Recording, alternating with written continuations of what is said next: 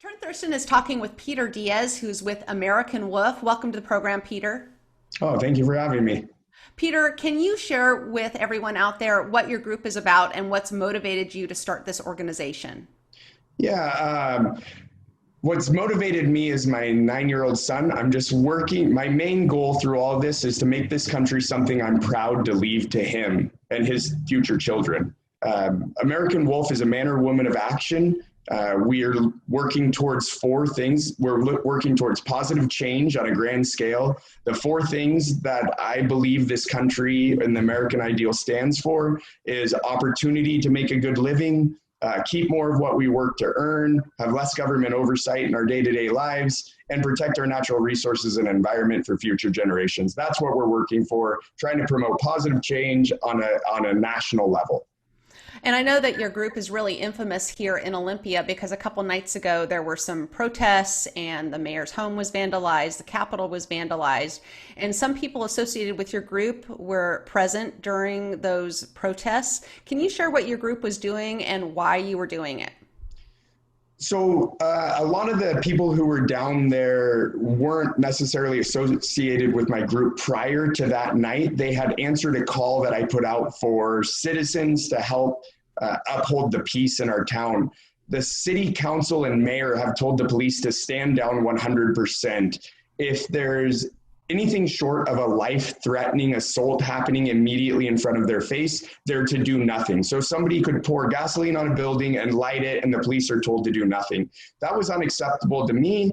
I've seen what's happened to this town over the last several weeks, and I said, somebody's got to do something. So we had some shirts made that were very bright and vibrant, so you couldn't miss what our intent was, which was simply to keep the peace. We're all for peaceful protests. Those people you had mentioned earlier were protests happening. Those weren't protests that were happening. Those were borderline riots. We have no problem with protesters. It's criminals infiltrating protests that we have a problem with. And I know the city council just last night said that you guys are the problem, not the protesters. And they kind of labeled you as a violent group. They didn't need vigilantes out on our streets. Can you share a little bit about what your thoughts are about the city council's comments last night? Oh, definitely. I'd hoped to speak at the city council yesterday, but I was misinformed on where it was. I didn't realize I had to sign up for Zoom.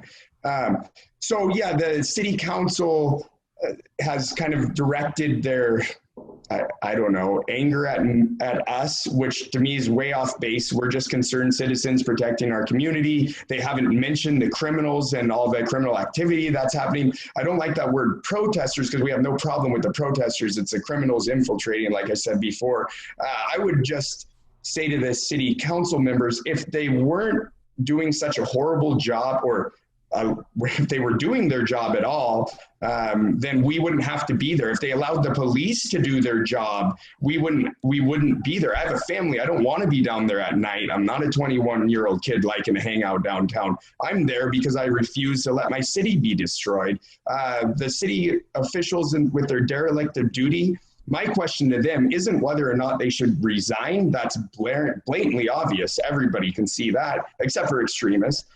My question to them is, or to us, to the community, is whether or not each and every one of those people should be held personally accountable for what they've not only allowed, but in some cases encouraged to have happen here.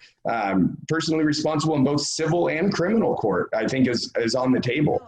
Some people are asking the question of whether or not your group was, if you had weapons when you were encountering those protesters. And I want to hit that question head first. So can you share, were people in your group armed, and if so, why? So I had an open carry firearm due to the nature of my job and the fact that my life has been threatened. I don't know how many times over the last few weeks or months since I've been doing this. I always carry my firearm, and I don't feel necessary to hide it. I think it's important that people know that I have it. Others in the group did have a concealed pistol, but not exposed. Nobody knew who had it. But for the most part, the only weapons that were shown were, and not weapons, tools, We had paintball guns with just standard markers, marker paintballs. We had pepper spray, and we had zip cuffs. And flashlights. Flashlights were the only thing that were used and not protesters, but when they'd come up screaming in your face. The flashlight's an effective tool to shine it at them, and it's hard to see. These are extremely bright lights, so at night it is effective to get them to back up, to not engage. But there have been other times when we were, before that Friday night, down there with live fire rifles. I just thought that was ineffective. If somebody throws a rock at you and you answer back with a 7.62, it's just not right. It's just not apples for apples. But if somebody throws a rock at you and you bruise them up with a paintball marker and bear mason zip cuff them so that authorities can deal with them, I feel that is 100% legitimate or fair. So it was really more about self-protection than it was anything. You weren't looking for a fight or looking to cause any trouble. You just wanted to protect yourself when you were in kind of a dangerous situation.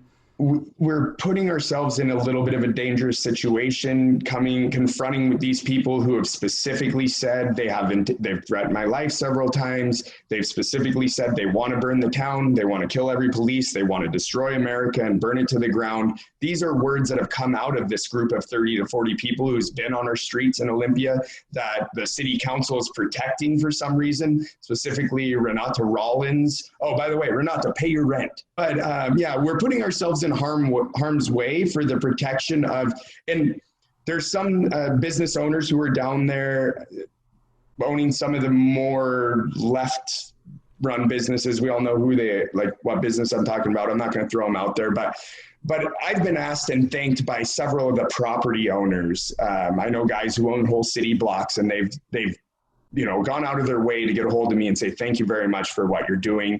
Every day I have citizens on Facebook saying, thank you. My videos are overwhelmingly positive with the reviews. So I know I'm doing the right thing. The thing people have asked me, don't you know you can get arrested for what you're talking about doing? And I say, there's right, there's wrong, and there's the law.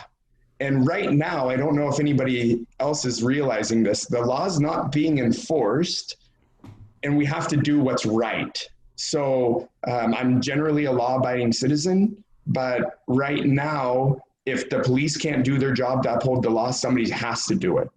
Yeah, and isn't it sad that citizens are actually having to seek a way to protect themselves? I know that I'm grateful that your group was downtown and doing your best to keep what was a volatile situation under control.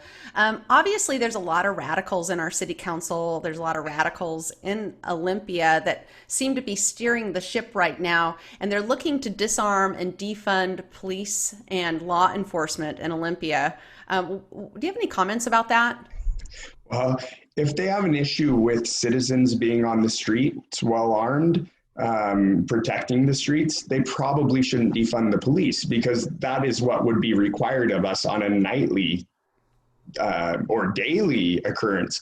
So I think it's a horrible idea. I don't think that there's an issue with reform and maybe getting some community involvement for accountability for different police officers, but maybe people would be more receptive to a community-based organization that when these incidences of supposed racism or unjust force are used, they have to answer to an elected community who then would have to be very well informed. I believe they should probably have to have completed the police academy. I think they should probably have to go on several ride-alongs to be vetted for that position. But that would be like we were talking about before we started recording. When we look at problem, solution, implementation. So just saying don't defund the police doesn't mean anything. If there's enough people to talk about doing that, then maybe we should look at some solutions that we can, that would work. I want to talk about some other community gossip about your organization, and that is that you're racist and that you have some kind of KKK agenda. Can you comment on that? Sure.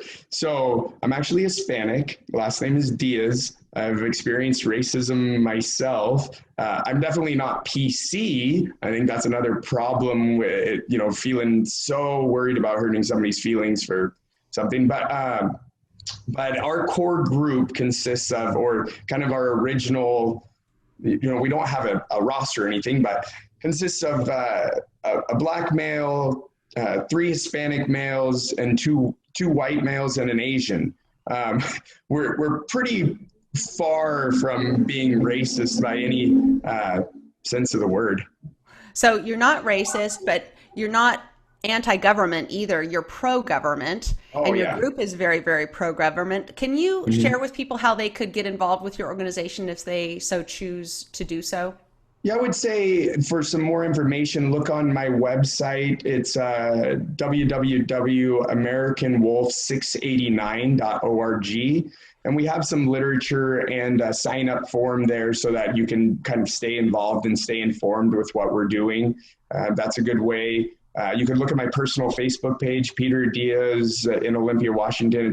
It's public. I've got a lot of what I've been doing or what we've been doing on my Facebook page. This is brand new. Like I said, I'm a businessman, and I'm just kind of changing directions, changing a career path, and I'm very much so pro-government. When people ask me, they say, "Who are you or what do you do?" I say, "I'm a freedom fighter." They say, "What does that mean?" I say, "I work for the government. I'm not paid by the government, but I work for the government as it should be, a government for the people. The government is designed to help us do well for ourselves.